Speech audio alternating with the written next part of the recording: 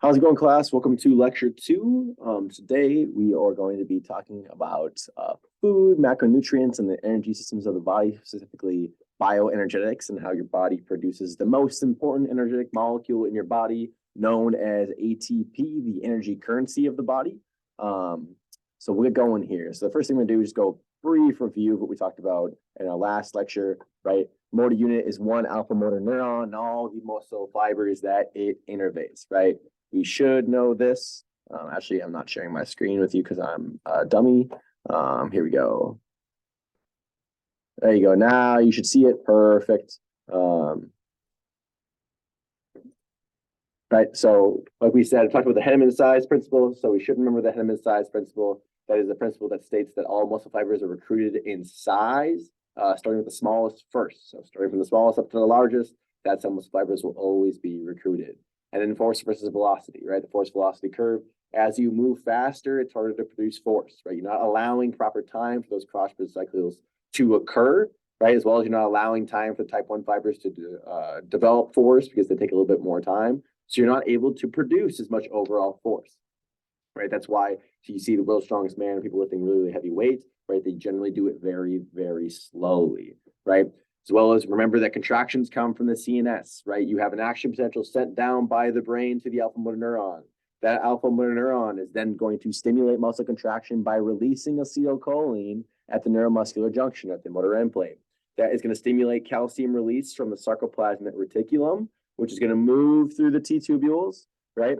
And it's going to bind to troponin, right? It's going to cause a conformational shift in the tropomyosin, which allows the myosin to bond to the actin sites and provide the base for the cross-bridge cycle or the cross-bridge cycle or the power stroke, which is what's going to allow the muscle or the actin to slide here, right? Which is what is going to be the eccentric of the slide, or essentially the sliding filament theory. This is what allows muscle contraction, right? That myosin bind to the actin, bending like that, and then resetting, attaching again, going through the power stroke once more, and so on and so forth. That is what is the basis of muscle contraction, okay?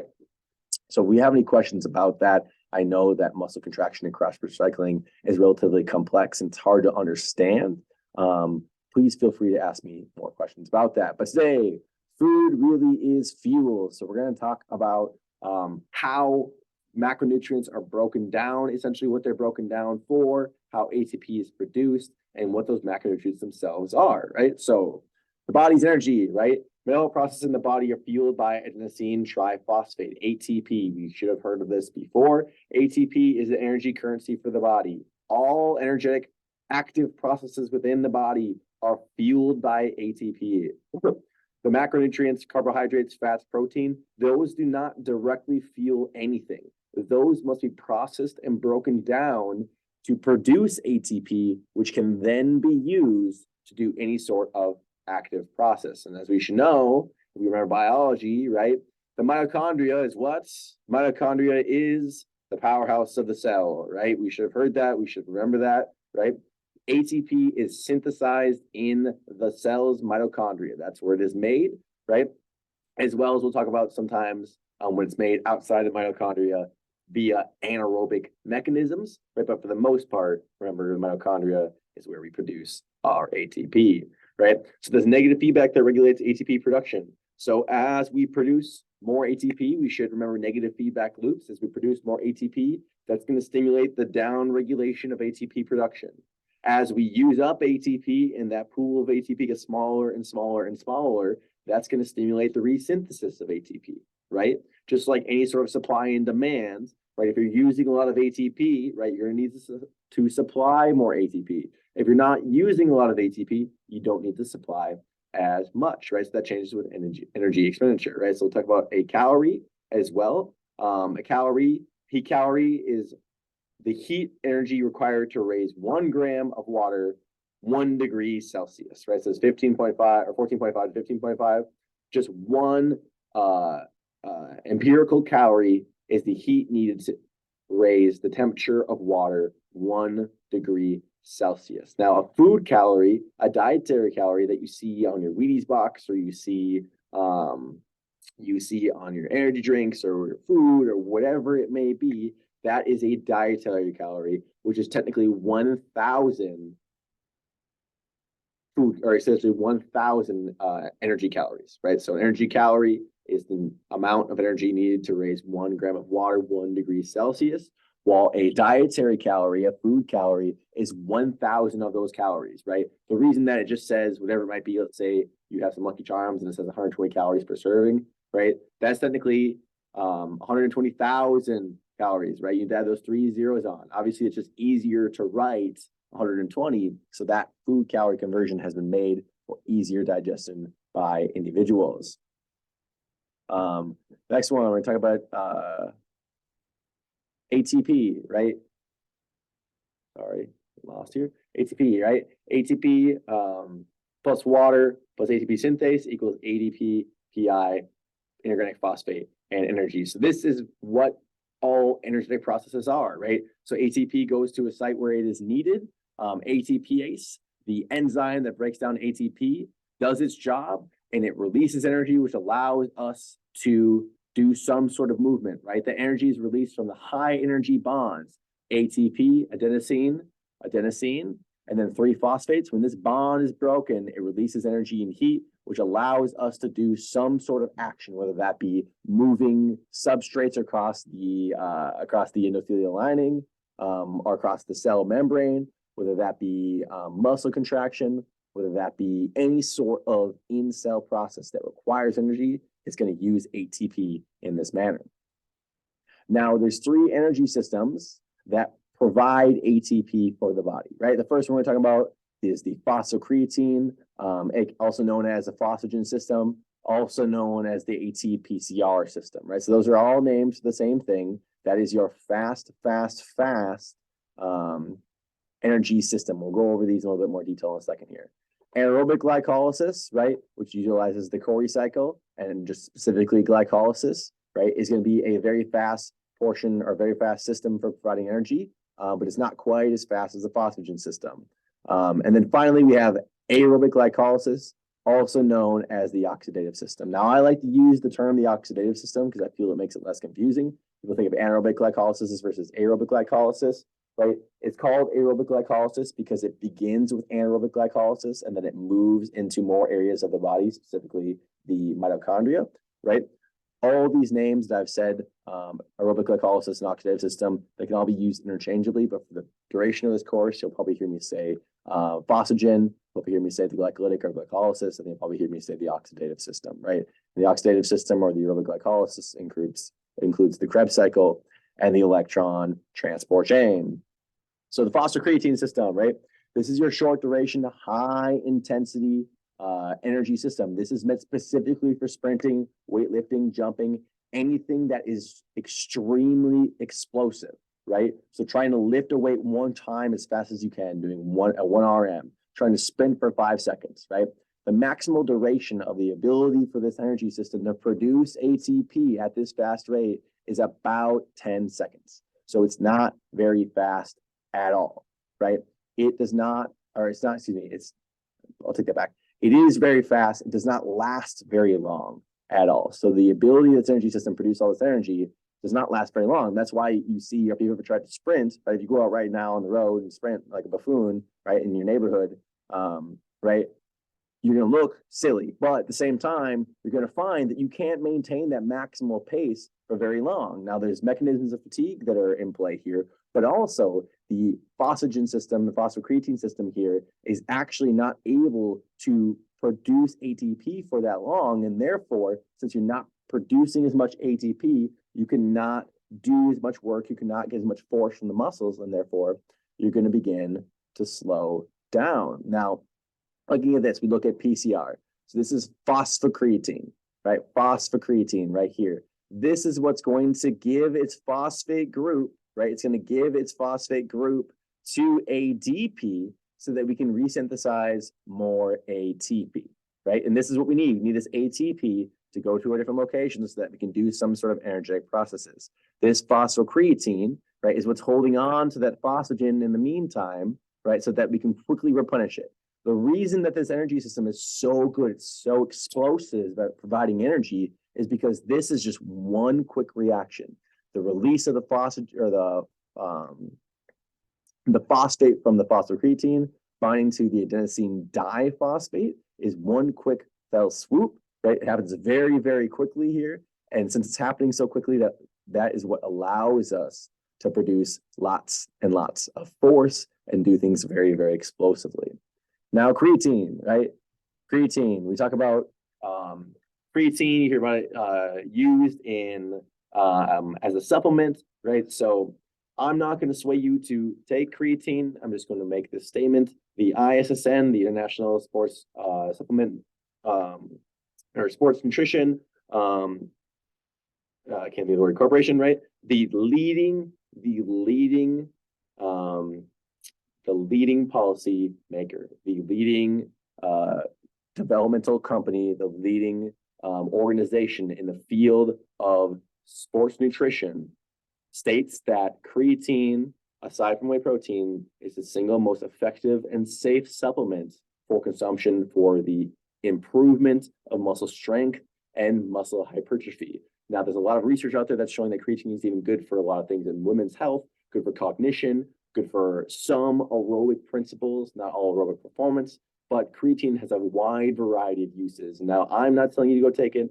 I'm just telling you that the leading organization in sports nutrition and nutrition in general is saying that it's the best supplement on the market to use, right? So we'll talk about it in terms of its importance in the body here. So creatine is created in the liver or from the diet. So it's created in the liver, but the amount that is created in the liver is not enough to supplement the amount of creatine that can be stored in the muscle. And if you store more in the muscle, right, you can get more of that crossover between phosphocreatine and creatine that we'll talk about in a second, right? So it's more prevalent in type 2 fibers. So let's take a second to think about this, okay?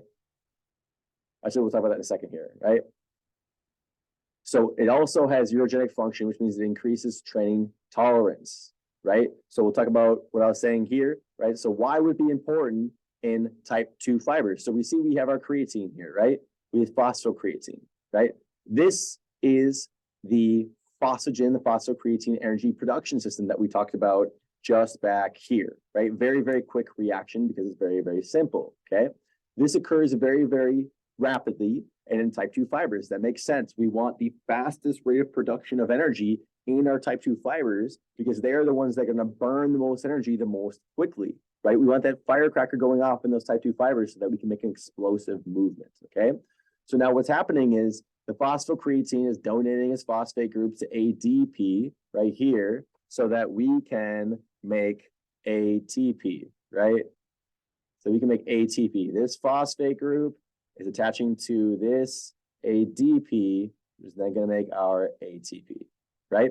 So if we have more creatine stored in the muscle, right, that means that more creatine can be brought into this mitochondria, which you don't need to know the processes here. You don't need to memorize this at all, but just know if there's more creatine in the muscle, that means that we can create more phosphocreatine, right? And if there's more phosphocreatine readily available, that means this process right here, this process like we just talked about, where phosphocreatine gives its phosphate to ADP, which is then made into ATP. That process can occur more rapidly, right?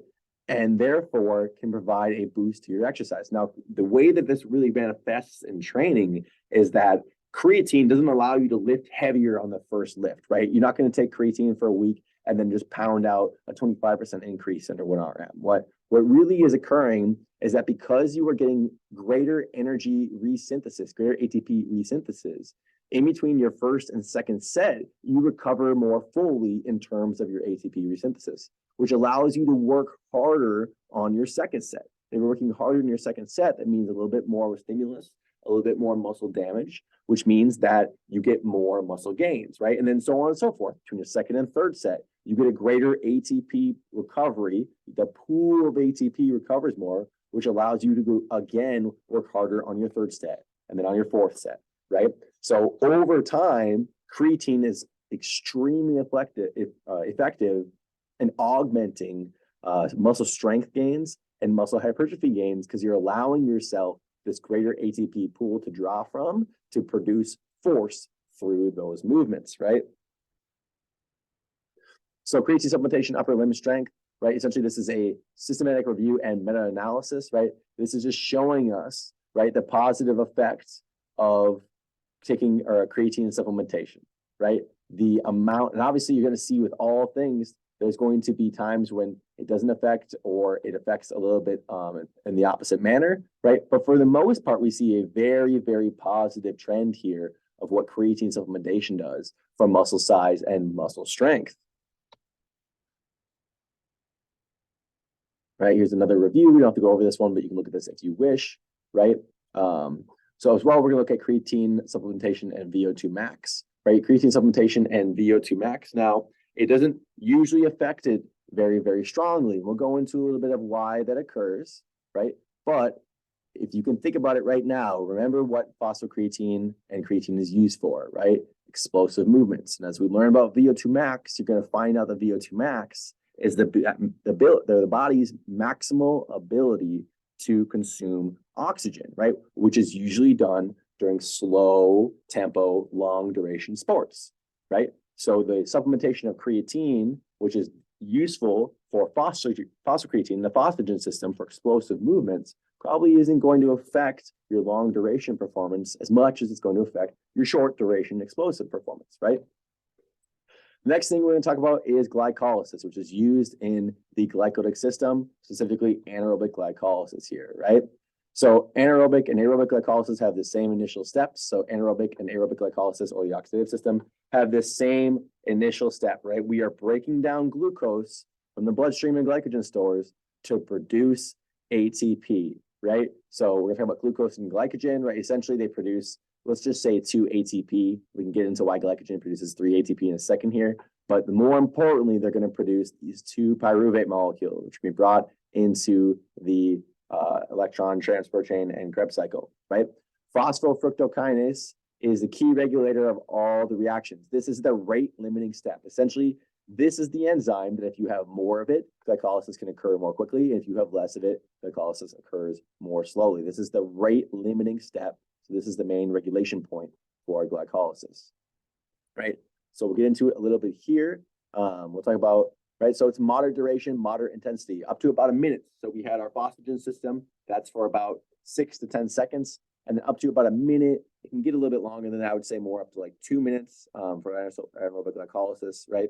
This is what's providing the peak amount of energy for that time duration, right? And again, we'll get into it here, but this reaction is a little bit more complex than the phosphagen system, but it's still much less complex than the Krebs cycle and the electron transport chain, and therefore can provide more ATP and more energy to you more quickly than those other systems, right?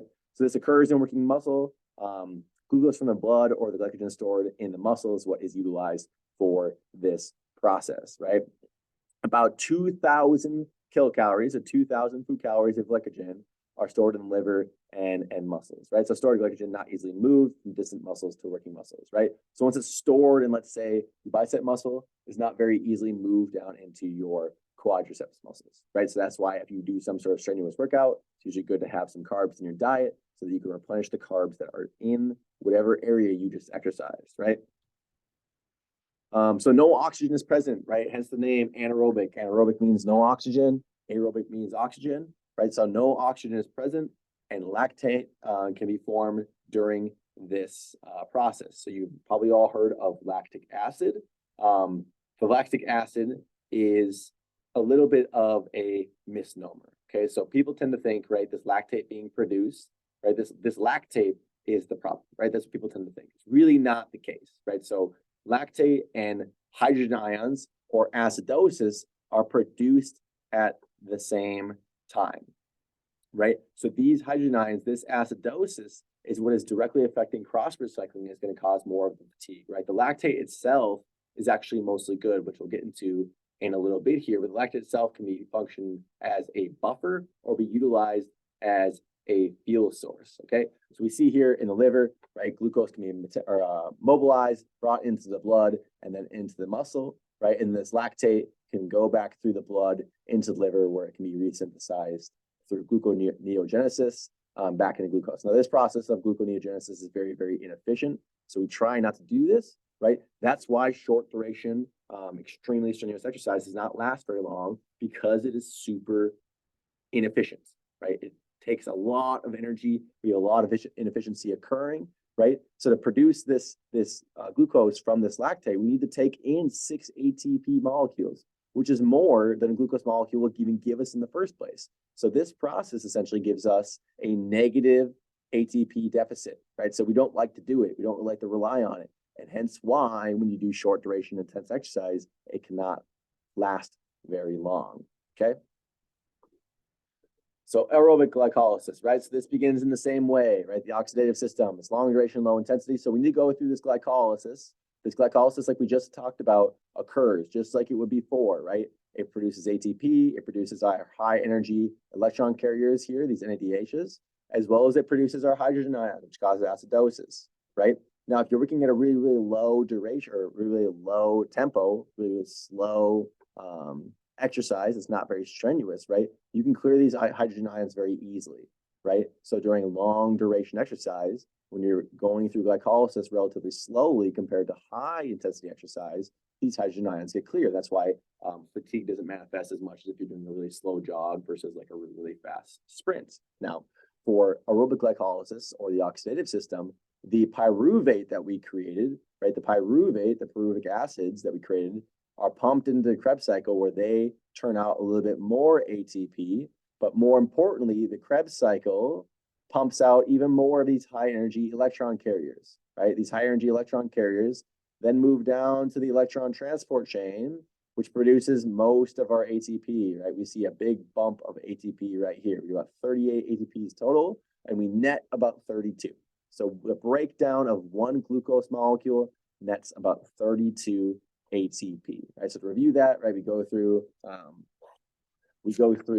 the our glycolytic reaction like we talked about before, right? The glucose is broken down into pyruvic acid or pyruvate, right? And then that is going to be turned into acetyl-CoA, which you don't even learn or know too much, but that goes through the Krebs cycle, which produces a little bit of ATP, and then it gives us the high energy electron carriers, the NADH and FADH2, which then move to the electron transport chain, which is going to be what gives us a vast proportion of our ATP, right? So most of the ATP is actually coming from this electron transport chain. But if we were to go into this in more detail, you would see that the Krebs cycle, right, which we will in a second here, the Krebs cycle is a very, very complex reaction or occurrence, as well as the electron transport chain. It takes a lot of time.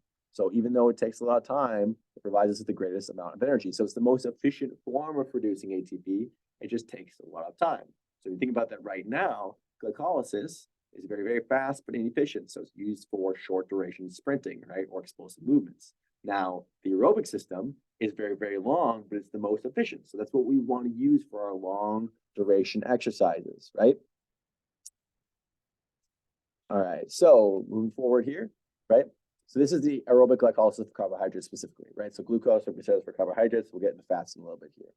Okay, so we're looking at glycolysis here. You don't need to memorize this reaction at all. This is just to show you what's going on. So we see here we have our 6 carbon sugar. 1, 2, 3, 4, 5, 6 carbons in this chain right here.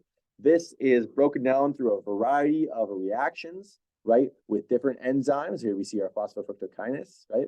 It's broken down through a variety of different reactions. We're getting our NADH out of it.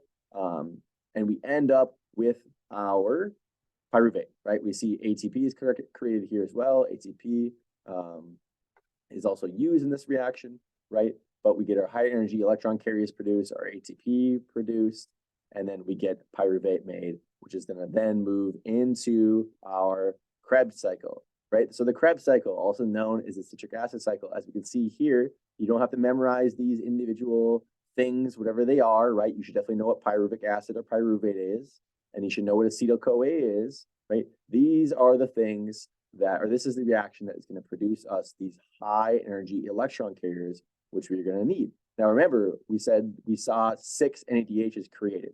I only underlined 3 here, right? Now we do a little math here. 1 glucose molecule creates 2 pyruvic acids, right? So that means this Krebs cycle is going to crank through or go through twice. So if there's 3 NADHs produced in each term, that means there's going to be 6 NADHs produced each molecule of glucose if you follow that, right? So we see here we have our oxaloacetate, which is this 4-carbon chain right here. It's going to combine with this 2-carbon acetyl-CoA, making citric acid, and it's going to go through this complex reaction, which is going to create ATP as well as carbon dioxide, and then give us our high energy electron carriers, right?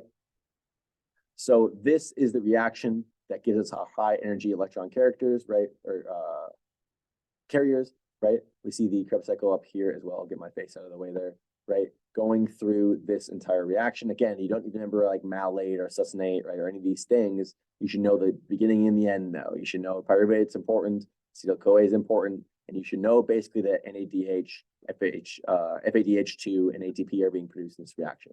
Now, where we get most of our ATP, right, where we get most of our ATP to be produced is through the electron transport chain, right? And this is actually the primary or the only place in the body where mechanical energy is converted into chemical energy. Almost always the chemical energy in the ATP, right, is converted into mechanical energy so you can move your arm. What actually occurs here is these high energy electron carriers, the NADH or the FADH2, come into the inside of the mitochondria, right? And this pumps hydrogen ions across this membrane, making this so there's a whole bunch of hydrogen ions up here, right? This creates like a concentration gradient, kind of like a waterfall. You get all these hydrogen ions up here. They're going to eventually begin to flow through ATP synthase, right? The ATP synthase quite literally creates a crank. It flows through just like a water wheel, which cranks the ATP synthase, which mechanically forces a phosphate onto a adenosine diphosphate to make us ATP, right? And now if you think start to finish, we had to go all the way through from glucose being broken down all the way into pyruvate, and then going through the Krebs cycle here, and then that Krebs cycle going through this long process here. We go down the trains of the polymerases where we create a hydrogen ion gradient and then into the ATP synthase, right? That takes a lot of reactions and that takes a lot of time, but it is the most efficient. And that's why it is used for long duration exercise, okay? So we'll also talk about aerobic glycolysis from fats. Now fats have to be first converted into acetyl-CoA, just like carbohydrates, right? Remember our pyruvate was converted into acetyl-CoA, right? Acetyl-CoA then enters the Krebs cycle and goes to the same path, ending with the ETC.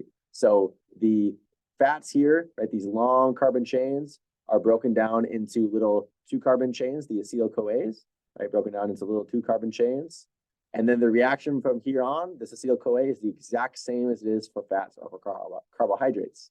Now we remember our carbohydrates is a 6-carbon chain, 1, 2, 3, 4, 5, 6. Fats are very long. Fatty acids are much longer. So we can get a lot more energy out of fatty acids than we can out of glucose because the fats are much longer. This is why fats are primarily utilized at rest or for very low intensity exercises, because this process takes even longer than getting it from glucose, right? But it's even more efficient.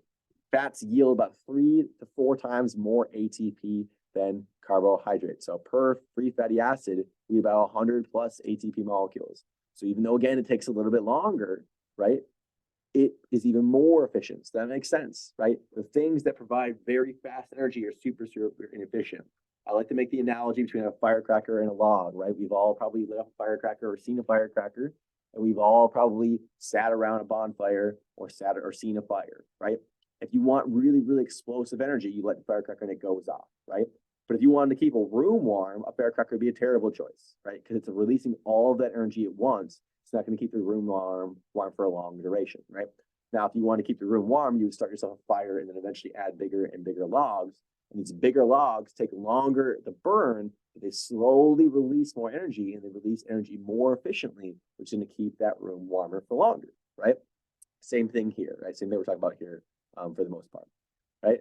So we see here glucose is absorbed into the intestine, right? Moves into the blood, right? And then it can be brought into the muscle where it is stored as glycogen, right? It can go through glycolysis to produce ATP, which can be used for contraction, right? As well as it can go through glycolysis, right? We talked about pyruvate being converted into lactic acid, going back to the liver, right? We talked about that a little bit earlier. If we have too much pyruvate, it's converted to lactic acid, as well as we see our adipose tissue here. It can be broken down into fatty acids, the fat stores that you have all around your body, right? Whether that be in your belly or your legs, whatever it might be. The lipids that are stored in the adipose tissue, broken down to fatty acids, they can come in and they can produce acetyl-CoA as well. And this can provide ATP for our body. And remember, specifically for fatty acids and for pyruvate from glycolysis, right? Remember, glycolysis produces some of its own ATP, but most of it goes into pyruvate and into acetyl-CoA. This now begins to require oxygen, right? The phosphagen system and glycolysis does not require oxygen, right? To produce this small amount of ATP here, okay? But once it's converted into pyruvate and then to acetyl-CoA, the Krebs cycle and the electron transport chain are what begin to require oxygen, right? And that oxygen is what allows us to have efficient energy production and produce this ATP, right? So we see here glucose and the pyruvic acid, no oxygen, lactic acid, ethanol, right? This is what causes, this is what we would use for fast duration exercise, right? And obviously it is very, very inefficient, but if we can use oxygen and we can go through the longer duration aerobic respiration, right? We can provide more energy. It just takes a little bit longer. Now, again, getting back to our three energy systems here, something I want you to take away from this graph is that all three energy systems are always active, right? So all three energy systems are always active. There's just a specific time window in which they are the most prevalent in producing ATP. So right away, we see the ATP PCR system. That one provides the most energy the fastest, right? It happens very, very quickly. It has that explosion of energy, okay? No other energy system in your body can produce energy as fast. Now, glycolysis is also very, very quick, right? But it only lasts for about 30 to 120 seconds here, right? This should be shifted a little bit more this way, but it still gives you a gist of what's occurring here. And then finally, the aerobic system, right? You can see here the aerobic system, right? All these other energy systems taper off. They come down. This one comes down. This one comes down here. This one has a peak, and then it comes down here. The aerobic system eventually will slowly climb, and it'll kind of maintain this for a long period of time, right? Marathon runners run for whatever it is, 2 some hours. Then you have those ultra marathoners who run for like 10 hours a day, right? Something crazy that I would never do. I would rather do just about anything else than run for that long, right? But we see that this plateau here, the aerobic system can essentially just keep on cranking out energy for a long period of time. We notice that it can't provide as much energy at any one point as glycolysis can, or as the ATP PCR system can. But essentially, the only limit to the aerobic system in producing energy over time is just whether or not you have substrates. So that's why you see like people during marathon or long duration runs, they take like those carbohydrate gels, or they drink Gatorade or things like that, so they can replenish the substrate stores in their muscles and in their blood, because the aerobic system will just keep on going. It's what's the cartoon Thomas the Tank Engine? I think I can, right? And just keeps on going, right? It's essentially the same thing, right? The aerobic system can provide energy for essentially an infinite amount of time, assuming that it has enough substrates and assuming that you don't collapse from fatigue or something like that, right?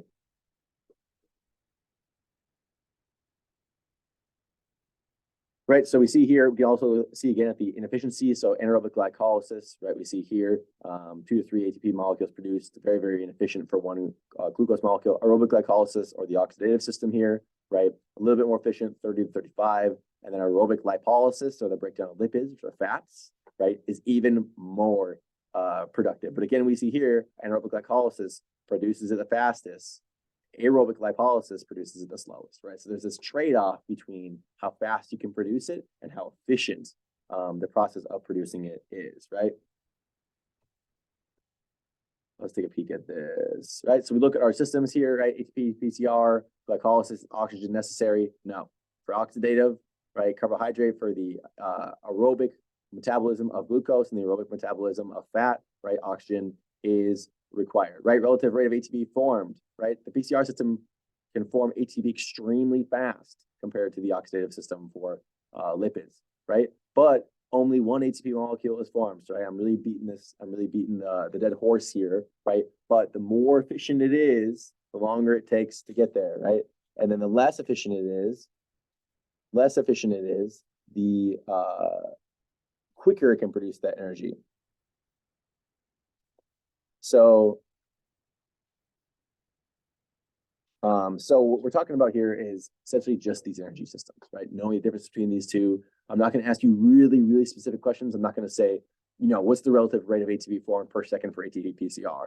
But I should know, you should be able to rank these in a continuum. If I say, what's the fastest versus what's the slowest, you should know that, right? If I were to say which ones require oxygen, you should know those things, okay? As well as we can see here, the phosphocreatine system, right? And the anaerobic glycolysis occurs outside the mitochondria. It occurs in the cytosol, okay? Inside the mitochondria is where the citric acid cycle occurs and where the electron transport chain occurs, right? So anaerobic glycolysis and then lipolysis occurs out here. The acetyl-CoA, right? The acetyl-CoA, the two-carbon sugar that is made, right? Or the pyruvate that is made is then shuttled into the mitochondria where it meets up with the citric acid cycle and oxygen, creates a little bit of ATP and high energy electron carriers, and then moves through the electron transport chain. So oxidative phosphorylation, right? Oxidative respiration of carbohydrates and fats is inside the mitochondria. Phosphocreatine system and the anaerobic system are both outside the mitochondria in the cytosol. Right, as well as how quickly can you access energy, right? So that's essentially the same thing we're saying. PCR, you can access it way faster. Oxidation takes a little bit longer, okay?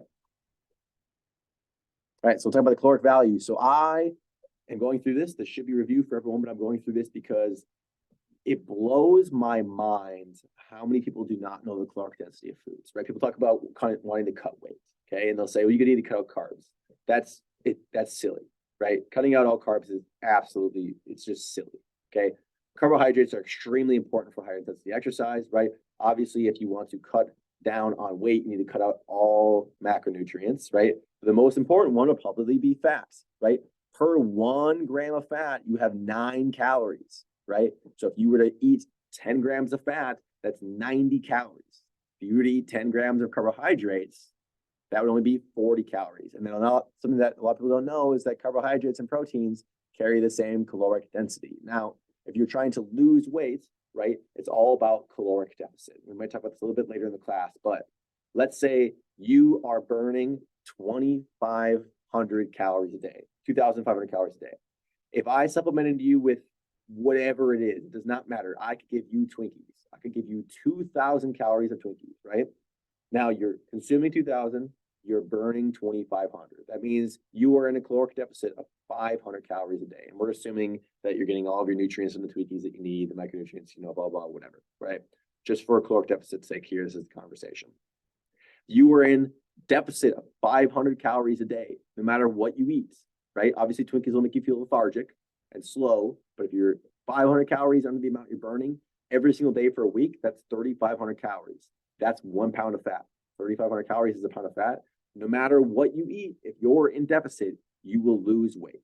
Now, the reason that most correct diets initiate with a high protein intake is because protein is the most satiating macronutrient, meaning that it is not only the most filling, but it makes you feel full the longest. Now, people will say that about fiber. That's not true. Fiber is just a carbohydrate that cannot be digested. Okay, it's good for your digestive system, but in terms of trying to feel full and trying to feel full for a long time, protein is the way to go, right? If you want to cut down on weight, the easiest thing to do is usually cut out fats. The reason that low carb diets sometimes work better for people to lose weight is because to be conscious of carbohydrates, you have to be a lot more conscious than if you were being conscious of fats, right? You know what foods have fats. Meats, oils, fried foods, right? They're all really high in fats, right? If you were to go home and look at the tortillas in your fridge, if you have some, and look how many carbohydrates there are in that, it'll astound you, right? Most of the time, low carbohydrate diets work better for the general population, or sometimes they work better for the general population because it makes people just generally more observant and more informed about the food that they're putting in their body. You can cut out fats by just cutting out meats. To cut out carbs, you have to cut down on fruits. You have to cut down on bread. You have to cut down on very highly consumed foods that people don't realize are actually really high in caloric density, okay? So fats, right, broken down to free fatty acids, carbohydrates broken down to glucose, right? Any sort of sugar that you consume will always be converted into glucose before it can be metabolized, right? Fructose, right, is a disaccharide that will be then made into glucose so that you can metabolize it, right? And then proteins, right, can be broken down amino acids. Remember that proteins provide very minimal energy production, right? Proteins are predominantly used for their amino acids so that you can resynthesize muscle tissue, right? The contribution of energy from proteins is relatively low, right? So most of it comes from carbohydrates and fats. And that's why you need a decent amount of carbohydrates in your diet to continue to do high intensity exercise, because your body does not like to use proteins. It's very, very inefficient, and it can be dangerous for your body if you're utilizing only proteins to get yourself through your day or through your exercise, right? You need to make sure that you have a relatively high proportion of carbohydrates in your diet so you continue to do high intensity exercises, right? So specifically for carbohydrates, right, we have our monosaccharides, mono meaning one, right? This is a simple sugar like glucose, fructose, or galactose, right? So I said earlier that fructose was a disaccharide. I lied. That would be like galactose or sucrose, right? These are our monomers, our monosaccharides, right? They're converted to glucose in the body. Disaccharides, like I said, di meaning two, right, are two sugars together. Oligosaccharides are chains of sugars, and then polysaccharides are starch or fibers. These are really long chains of carbohydrates, right? So they can be used very, very quickly. So usually when you're doing a higher intensity exercise, you had a stroke there. So when you're doing high intensity exercise, you will preferentially use carbohydrates to provide energy for the body because they can be broken down, remember, faster than lipids can, right? And this is the primary source of ATP for the brain and the nervous system. Glucose is the primary energy provider for the brain, right? Which makes sense why it's the most utilized macronutrient for fuel, because the brain, again, is the most important organ. So a lot of the rates in which our glycolysis occurs is preferentially made from the rate at which the brain needs that energy, okay? But remember again, that glucose is the only form that is broken down into ATP. The other sugars are converted into glucose, and that is what is utilized for energy production. Right, so continue on, right, talking about insulin and glucagon, right? So insulin, we've heard of insulin before, people who are diabetic, right? People who are diabetic are not releasing insulin, okay? So what insulin does is it stimulates, right? It stimulates the glucose in your bloodstream to be brought into the cell, right? You need the key, you need the insulin key here to unlock the ability of the glucose to go into the cell, right? So whenever the body senses a high amount of glucose in the bloodstream, it releases insulin so that the muscles or the liver can absorb that sugar, right? Now, if people are diabetic, they can't release insulin. So you'll see people have really, really high blood sugar if they're diabetic because you're not allowing the body to absorb that glucose into the muscle or into the liver. And that's why you get a lot of problems with diabetes, right? On the opposite end of the spectrum, we have glucagon, right? I don't think it's listed here, but glucagon is what stimulates the body to release glucose from the stored muscles or from specifically the liver, right? So insulin causes the movements of carbohydrates, or specifically glucose, into the cells, and glucagon stimulates the movement outside of the cells, right? So again, insulin is stimulating the movement of glucose into adipose tissue, into the liver, or into the muscles, right? Which is originally stimulated by high blood sugar. Those who are diabetic, even though they have high blood sugar, their pancreas isn't working and therefore they can't release insulin, right? Glucagon released by alpha cells, insulin released by beta cells, okay? But remember, insulin is the key in moving blood glucose from the bloodstream into the muscles so that that glucose can then be used by the muscles or whatever cells they are for whatever processes they need. That glucose is then broken down into the ATP, right? Now fats, so intramuscular triglycerides and adipocytes, right? Broken down into free fatty acids and one glycerol. So we see here We have our glycerol, which is the backbone, and then we have our fatty acids, right? These fatty acids, like we said before, are then converted into acetyl-CoA, go through the Krebs cycle and electron transport chain, and then can yield our ATP, right? The simplest free fatty acid yields at least 129 ATP. Complex free fatty acids yield even more, right? Free fatty acids can get very, very long in the carbon chains and can provide a lot of energy for us, right? But they are slow to break down, but they are very, very dense source of energy. But that makes sense again, right? Remember how many calories there are per gram of fat, right? Fat is more densely packed with the ability to produce, or the amount, or excuse me, fat is more densely packed with energy, right? Hence why there's more calories per gram of fats. Now, protein, right? Proteins are comprised of amino acids, right? Used to build and repair structures in the body. That is the primary function of proteins, right? When you get small muscle tears from exercising, right? Muscle protein synthesis using muscle proteins, proteins that you've ingested, specifically their amino acids, is what resynthesizes those muscles and allows you to grow in size, right? I always make this analogy that the body is a working factory of lazy teenagers, right? Somebody watches The Simpsons, right? It functions in that capacity in that whenever some sort of stimulus is being provided to the body, whether that be lifting a weight or running, right? That stimulus causes a stress in the body. And in order to make sure that whatever you just did is not a big of stress the next time it occurs, your body will go through what's called adaptation, right? So let's say you're curling a waist, right? Let's say everyone starts off with 5-10 pounds. The reason that you can probably lift more now is because as you have created that stimulus, that muscle damage, the body's gone, oh crap, that weight was a lot. That created a lot of stress. So what can we do so that when we see that weight again, when we lift that weight again, it's not as stressful the next time? What do? Well, we stimulate muscle growth, right? We get more muscle cells, or specifically muscle cells themselves grow in size, we get more myofibrils, right? So we get more of the ability for the body to produce force so that the next time you lift that 5 or 10 pound weight, it feels lighter because your body has adapted. It's made that stimulus less of a stressor, right? The lazy factor of teenagers want to make sure that whatever happens in the future is not as stressful as the first time that they saw it, right? So specifically for muscles here, right? When we stimulate muscle breakdown, degradation, right? We want to stimulate, again, muscle protein synthesis so that we can repair that muscle that was broken down, right? And to do that, we need to have our amino acids. We need to have our 9 essential amino acids and our 11 amino acids that can be synthesized in the body. So they're called the essential amino acids because they cannot be produced by the body and they are needed from the diet. And those are seen right here, right?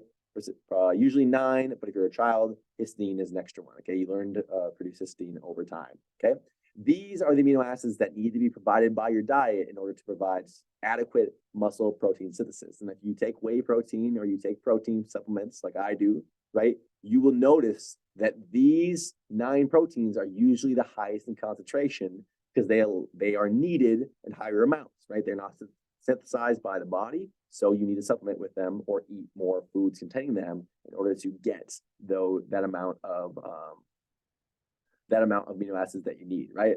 All proteins in food and in the body are composed of combinations of essential and non-essential amino acids, right? Some proteins contain relatively few amino acids, some contain a lot. So muscle cells, right, whatever it might be, smooth muscle, skeletal muscle, cardiac muscle, right? Different muscles require different amounts of amino acids in different configurations, right? If we took biology, we should know about alpha structure or alpha helixes, beta sheets, right? Different ways that protein amino acids wind over each other and make the proteins that we need to do everything in our body, right? But it all begins with these chains of amino acids. So muscle protein synthesis means muscle building, right? Protein balance synthesis, right, minus breakdown. So if you have more synthesis than breakdown, you're going to increase muscle mass. If you have more breakdown than synthesis, you're going to decrease muscle mass. This is why it's really, really important after workouts to take your protein supplements or to eat some sort of protein dense meal. You want to make the body go from a state in which it is breaking down proteins from the damage that you were inducing during exercise to a state in which it is now synthesizing proteins, right? You want to slow down that degradation and send the body back into a state of anabolism, right? So anabolism or anabolism, right? this is the state at which things are being built, right? We see a bodybuilder here, and the catabolism, I don't know, this slide is from somebody else. This must be this guy, as he's smaller and he's gone through catabolism. For an old dude, I feel like he still looks pretty fit, but catabolism is the breakdown, right? You think of cats, right? If you've had a cat, right? Cats like to tear shit down, right? They take things down all the time, they tear things apart, right? Catabolism. Anabolism or anabolic, right? Anabolic steroids, right? They're named because they allow for greater protein synthesis, the greater building of protein structures. Now, how much protein per meal? So this is a little on the low end, right? But the maximum rate of protein synthesis is about, is used from about a 30 to 35 grams of protein per meal, right? So this is on the lower end. This is for individuals who are not highly trained or are smaller in nature. The larger you are, the more ability you have to go through protein synthesis, as well as the more trained you are, the structures and the functions that produce or go through the protein synthesis process are more developed, and therefore you can go through a faster rate of protein synthesis. So I would say for the general population, anywhere from 35 to 45 grams of protein is probably the best for an individual meal, as well as, or if we talk about individuals who are more highly trained, you might get somewhere as high as 45, 55, 65 grams of protein per meal. I myself usually aim for about 55. You always have a little bit of extra. If you don't need it, your body won't use it, right? But that's just my own personal opinion. Right, so we will talk about RER and substrate utilization. So RER is just essentially a proxy measure of measuring what kind of substrate you are burning in the body. So we remember that fats take longer to break down, so they're usually utilized at rest. Carbohydrates, specifically glucose, are faster to break down, so they are utilized at times of activity, right? And so what RER does is that it's essentially just measuring the amount of oxygen that is released, right? So we see here when glucose is broken down, glucose contains much less oxygen, will produce much less carbon dioxide. Let me rephrase it. When glucose is broken down, the carbon dioxide and glucose oxygen, right, produced is relatively the same. So the carbon dioxide produced by the breakdown of glucose and the oxygen produced by the breakdown of oxygen, the oxygen produced by the breakdown of glucose. I'm having trouble with this slide right now. It's getting late at night here. This is going to be relatively equal. So carbon dioxide produced over oxygen produced, right? This is a ratio, RER, respiratory exchange ratio, is close to 1, which means that we are burning predominantly carbohydrates, okay? RER for 1 molecule of palmitic acid, which is a free fatty acid, right? You produce a little bit more oxygen than you do carbon dioxide, right? So since it's carbon dioxide over ventilation of carbon dioxide over ventilation of oxygen, right? RER is going to be lower. So we can do this using a Parvo cart, a breathing apparatus, right? We can look at the relative amount of carbon dioxide and oxygen that you are expiring. And essentially, we can use it as a proxy measure to estimate if you are burning predominantly fats or if you are burning predominantly carbohydrates. Now, I don't like this graph that much because you're realistically never actually burning 0% carbohydrates. You're never really burning 0% fats. But for the most part, right, we can look at this and say, okay, if we have an RER of about 0.85, we're burning about half carbohydrates and half fats. Meanwhile, if our RER is at 0.71, we're burning mostly fats. And if you think about this, right, like we said, when are you burning mostly fats? Well, when you're at rest, because that energy dense production of ATP takes a long time, right? But if you're exercising very, very vigorously, you need a much faster source of energy, which is when you begin to shift and utilize more carbohydrates for an energy source, right? Which is going to cause your RER to go up. Right, our respiratory exchange ratio, right? Exercise intensity relative to VO2 peak percentage, right? So as you get closer to your VO2 peak, as you get closer to a more and more intense exercise, your RER begins to go up. As we get closer to the maximum pace that you can continue through exercise, right? Your RER is going to continue to go up, and it's actually going to go above 1.0 in a lot of cases. When you take your exercise assessments course, after this, you're going to see that usually for a VO2 max test to get the measurement of somebody's maximum ability to consume oxygen, you're going to see their RER go above 1, which we're not going to talk about too much in this class. Just remember that RER is the ratio and the rate of carbon dioxide produced to the rate of oxygen produced. So if we're producing relatively the same, that means it's carbohydrates. And if we're producing a lower amount of carbon dioxide compared to oxygen, we're going to be utilizing carbohydrates, right? High intensity or low intensity for burning fat, right? So if we're at 50% of our heart rate max, right, we see about 220 kilocalories are from our carbohydrates, right? Versus 75%, a lot of it comes from a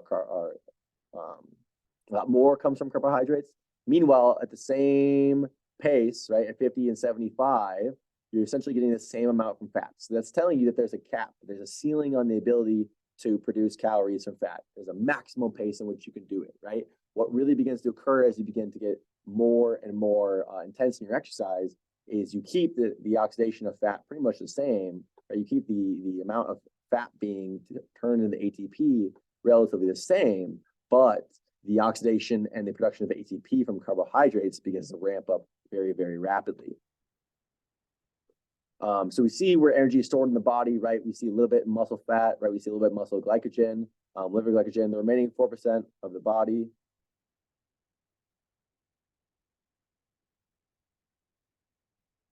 Oh, sorry, excuse me. So we see here, right, of this. Oh, I don't know why this graph. What's going on here? This doesn't have to 100 at all. Okay, so we're gonna annoy, or excuse me, I'm annoyed with this. We're gonna ignore the specific numbers, right? We're just gonna remember what's kind of going on here.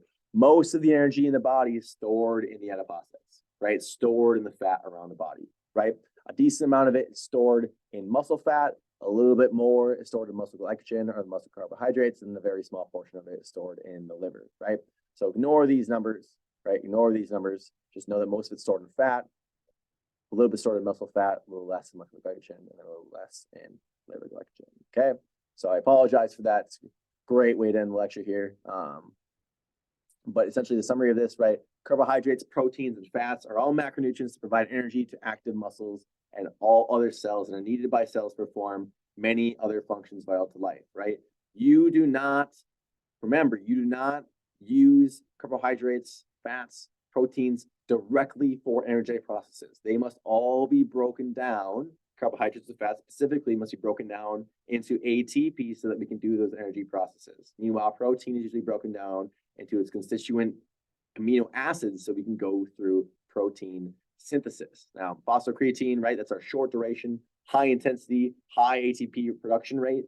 Anaerobic glycolysis is a little bit slower, can still provide a lot of energy for us, but it's still relatively inefficient.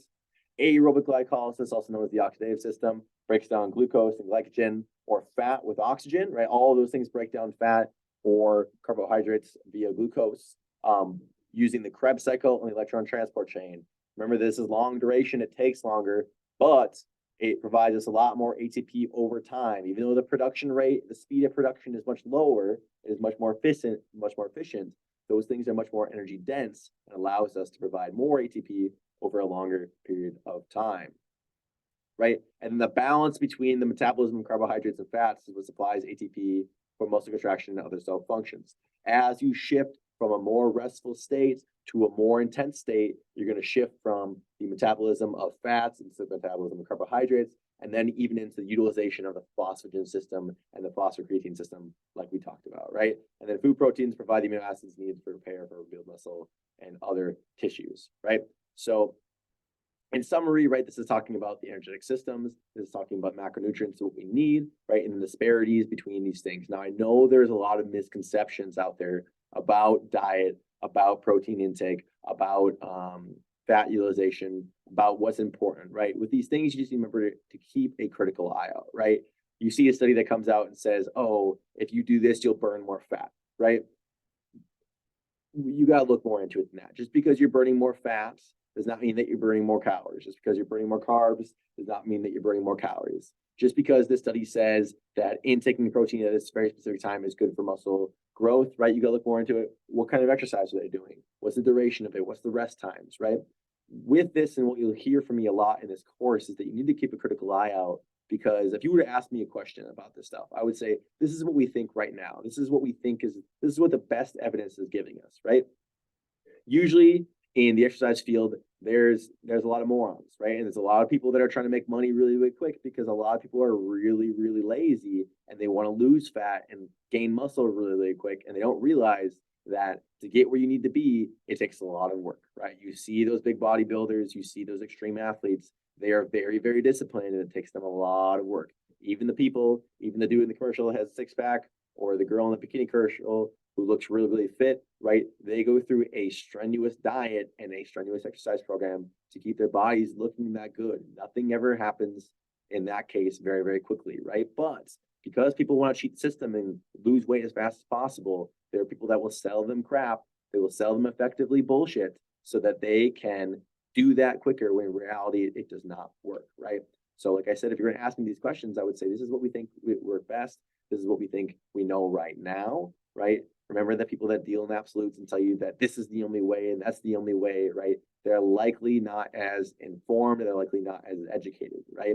These are things that, you know, maybe won't be as important for you going further in your career, but they'll kind of give you the base of knowledge to understand how to look at these things more critically, as well as just kind of understand your daily life, right? This is a lot more about what you're consuming and how your body produces energy, as well as this is what's going to help you understand how to correctly monitor and go through training yourself, right? What actually is limiting you? What actually are the mechanisms that provide for fatigue? How are you actually providing energy for these energetic processes, right? This lecture, I think, was a really good way to kind of teach you how these macronutrients go from your mouth into your muscles and into your cells and are utilized to do the processes that you need. But essentially, that's going to be the end of the lecture here today. I hope you guys enjoyed it, and I'll see you guys next time.